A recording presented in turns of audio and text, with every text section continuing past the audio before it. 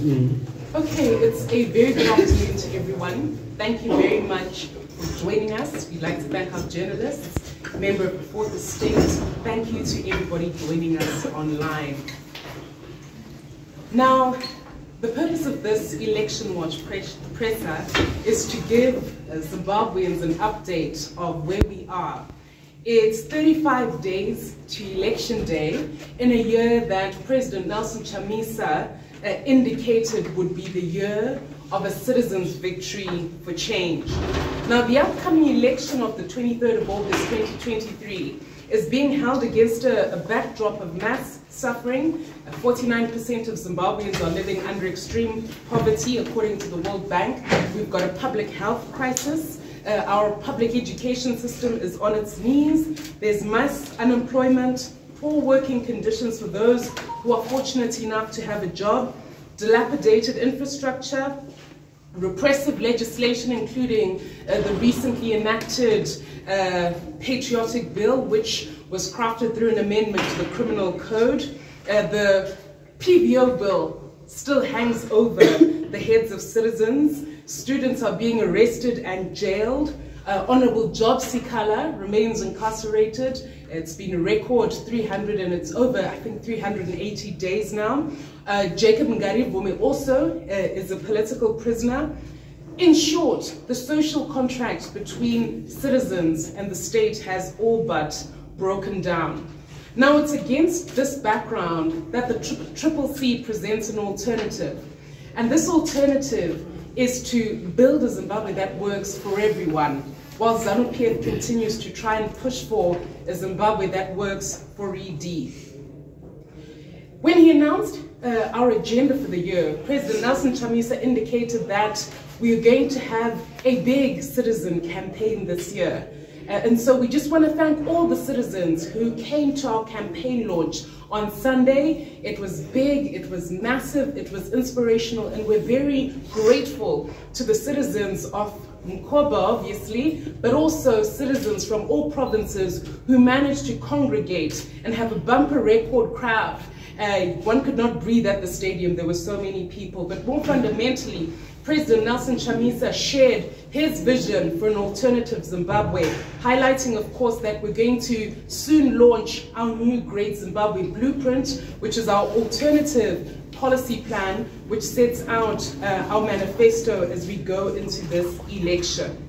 Now, the citizen campaign is being run against the backdrop of huge fear on the part of ZANU-PF. To date, 102 rallies/meetings of the CCC have been banned or disrupted, but we're not stopping. None of that is going to stop change whose time has come. President Nelson Chamisa made it clear on Sunday that we have a deliberate rural penetration drive, and it's not something that started after the election date was announced. It's something that we've been doing effectively since our inception in January last year. We've been conducting Mugwazo, which is a grassroots mobilization campaign in all 36,000 of the villages in Zimbabwe, throughout all provinces of Zimbabwe. This means that we've got a presence, an organic presence in every single village. So even if you say we're not going to have a rally at X place, our structure's already there. They already have the memo concerning the mango strategy, and so they're ready and mobilized for change. We also are aware that there are going to be approximately 12,000 polling stations, and to this end, preparations are at a very advanced stage to ensure that we deploy polling agents at each of the polling stations that have been announced. We're mobilizing door to door in every village, in every street, in every town, in every city and beyond to ensure that we win big for change. President Nelson Chamisa said that the For Everyone campaign seeks to ensure that every single Zimbabwean is included in the new Great Zimbabwe. We want public health for everyone, jobs for everyone, a decent wage for everyone, and just a better life for every single citizen. Every single person must be able to put a roof over their head and food on their table and to send their children to school. That's the Zimbabwean dream that we promise to deliver for everyone. We encourage all citizens to get involved, to spread the word, adopt a polling station, offer to help with the mapping of polling stations as well. Each of us has a rural roam. Please get involved, not just in your constituency where you're registered, if you're registered in town, but also make sure that you get involved with your hometown. Find out who the MP candidate is, find out who your councillors are, and offer your support on the ground. Of course, not all of this work can be publicized. Some of it we have to do, in a subtle way to ensure that, our opponents don't try and strangle the people who are working extremely hard and tirelessly for change. Now, just a word on double candidates. As you all know, there is still civil litigation to ensure that the fraudulent fake double candidates are removed from the nomination list that was put out by ZEC. As you're aware, they forged the CCC logo.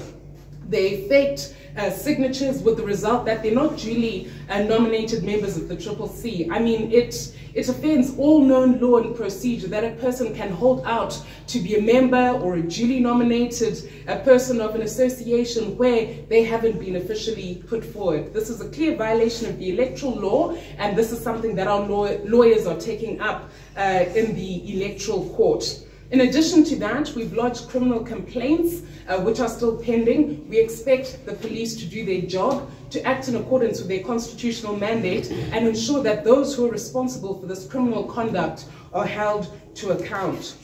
That notwithstanding, we're conducting a rigorous voter education campaign so that citizens know exactly who their leaders are and they know who the fakes are so that they vote correctly on voting day.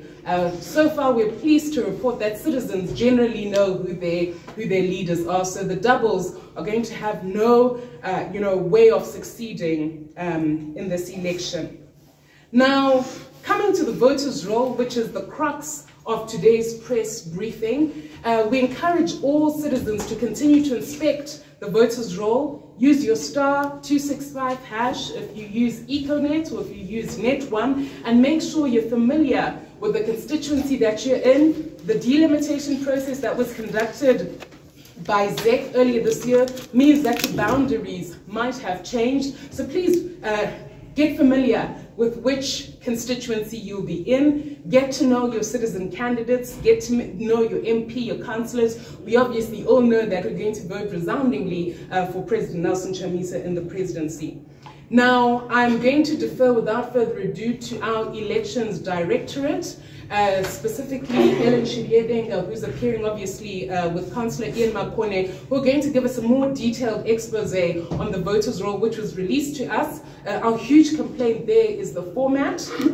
Constitutionally and in terms of our electoral law, the voters' roll should be analyzable. You should not need computer nerds to break into the voters' roll. Anybody who's a candidate should be able to open it and analyze it accordingly. But that's something, amongst other things, that Ms. Shiliedeng is going to advert to. Thank you.